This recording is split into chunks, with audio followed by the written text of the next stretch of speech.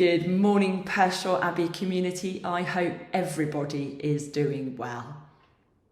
I wonder if you are one of the many people who are eagerly watching the progress of the Peregrines, which are in residence at Pershore Abbey. Mr. and Mrs. P are part of the family.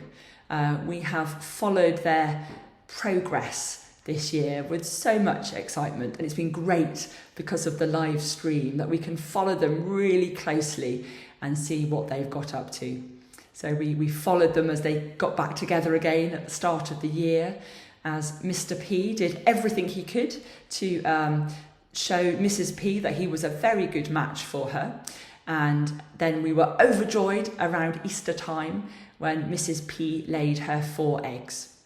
And since then, she and Mr. P have been taking it in turns to sit on the eggs, to just keep them warm and dry. And now we're all waiting for the chicks to appear. And news from Worcester Cathedral that all their eggs had hatched has made us even more excited about what might happen here. So we're all having to wait patiently. Mr. and Mrs. P are the most amazing illustration of what it is to sit patiently. When we had some very bad weather a few days ago, they didn't move. They sat on those eggs and they just got absolutely drenched. They look so bedraggled, but they just patiently wait because they know what's going to happen. They're going to be hopefully blessed with 4 lovely chicks to look after. So they can inspire us as we go through our days thinking, how can we be patient? Perhaps you're already a very patient person. You just take everything in life as it comes, knowing that whatever it is will come eventually. Perhaps you're someone who might say, actually, there's times when I'm impatient. I get frustrated. I want something to happen yesterday. But I keep looking at Mr. and Mrs. P and thinking, wow, they're really a good example to all of us. And they kind of reflect what the church tries to share about how we might wait patiently on God. We might take the opportunity to come into church, any church, and sit quietly and wait on God, knowing that God is there with us. We might find a quiet place at home or somewhere outdoors. That can be really beautiful.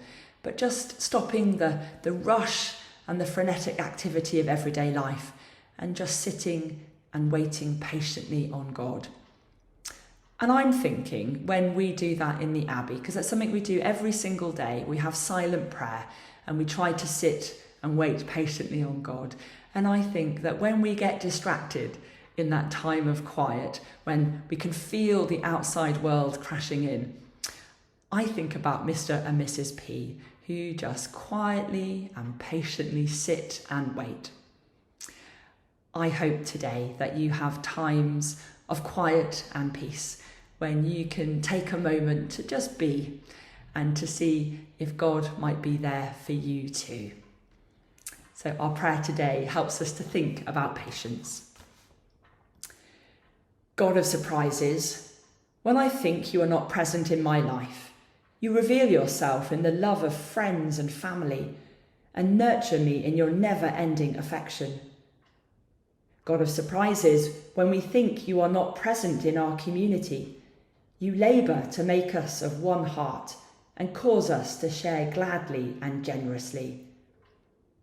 God of surprises, when people think you are not present in our world, you bring hope out of despair and create growth out of difficulty. God of surprises, you are ever with us. When the days go by and our vision fades, keep surprising us. When our hopes dims and our patience wears thin, keep coming to us. Teach us to keep our lamps lit and to be prepared, that we may see your loving presence among us. Amen.